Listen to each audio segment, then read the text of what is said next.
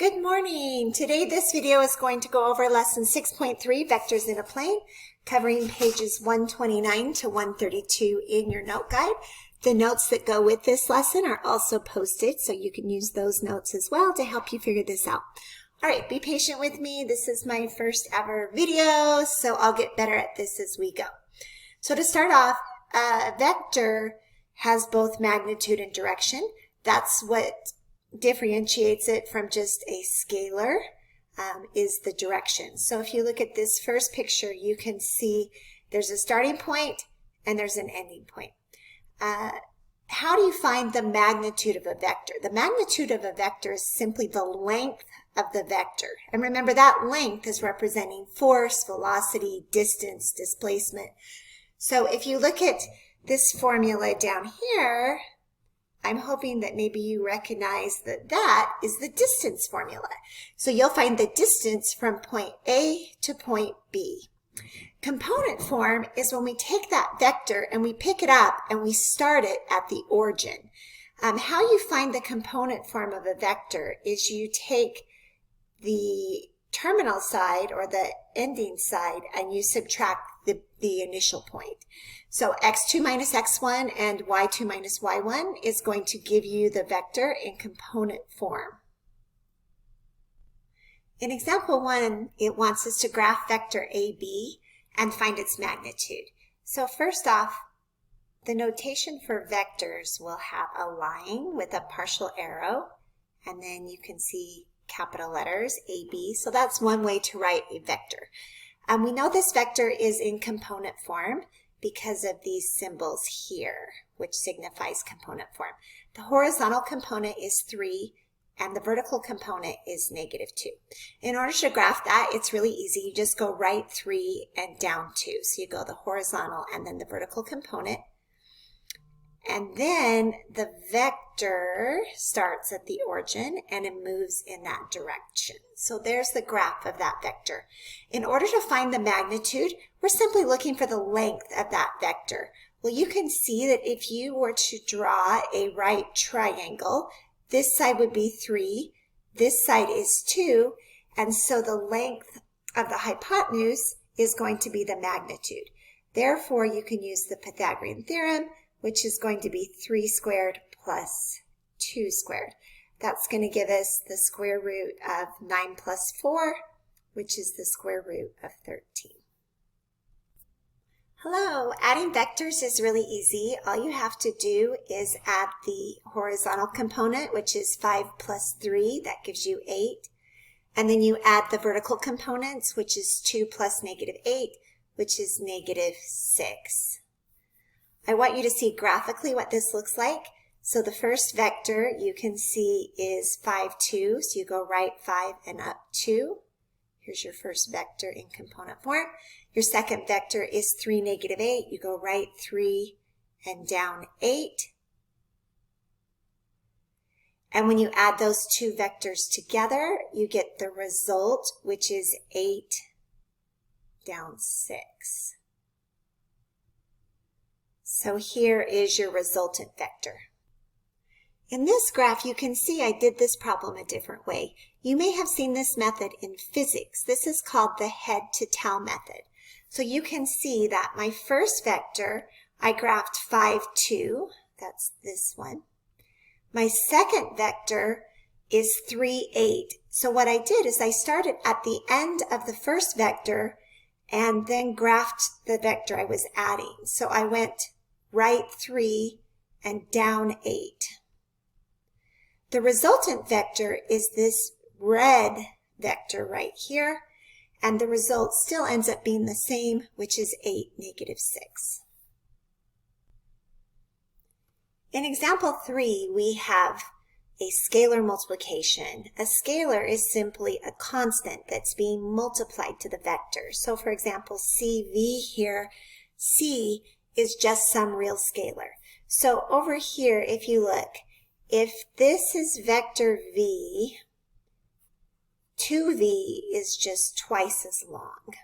And negative switches the direction of the vector, and the half would make V half as long. In example 3, we take the vector 2, 5, which is in component form, and all we do is multiply the horizontal component and the vertical component by 3. This is going to end up giving us 6, 15. On this graph, notice that vector u and vector v are both pointed in the same direction. They also have the exact same slope. So if we go rise 1, 2, 3 and run 1, 2, 3, 4, 5. So they both have a slope of 3/5. Therefore, the two vectors are in the same direction. Now, if the vectors are in the same direction and they have the same magnitude, then they are equivalent. So how do you find the magnitude of vector u and vector v? First off, magnitude, I want you to notice, has the double lines, which is the symbol for magnitude.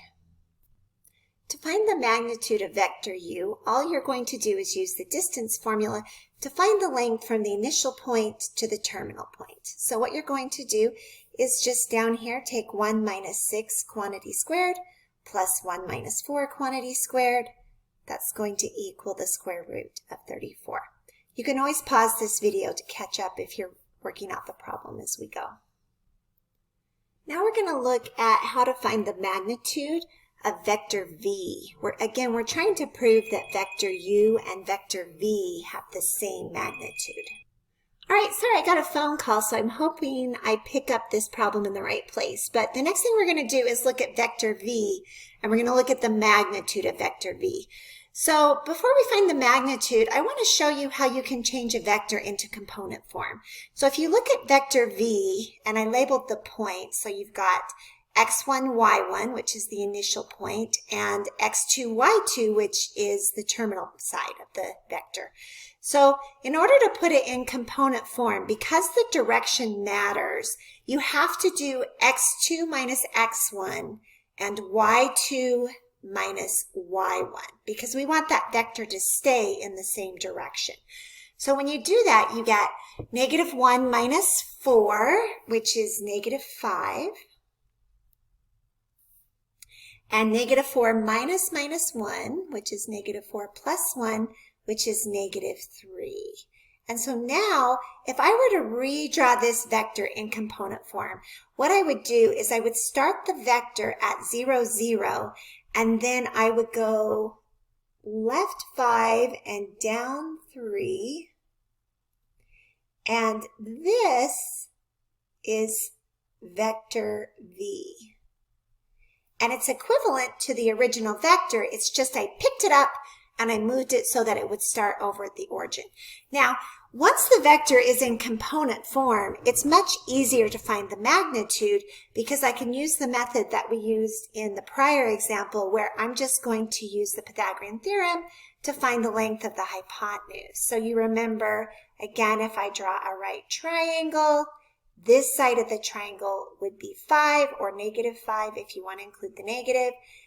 This side of the triangle is going to be negative 3, which technically we could just use 3. And so this is going to give me the square root of 5 squared plus 3 squared, which is going to be the square root of 34. So I just showed that vector u and vector v are equivalent because they both have the same magnitude, the square root of 34 and the square root of 34, and they both are going the same direction. So in example 5, we're just investigating how we can take vectors in component form. So we have negative 2, 5, and we can change that into standard unit vector form. Standard unit vector form simply uses i's and j's. I is going to represent the horizontal vector, which is going to have a unit of 1. So here's I. And j is going to be the vertical vector, which has a standard unit of 1. And so in order to change it to i's and j's, what we're really doing here is we're taking negative 2 and we're multiplying it by vector 1, 0, which is your I, and then we're taking 5, the vertical component, and multiplying it by vector j, which is 0, 1.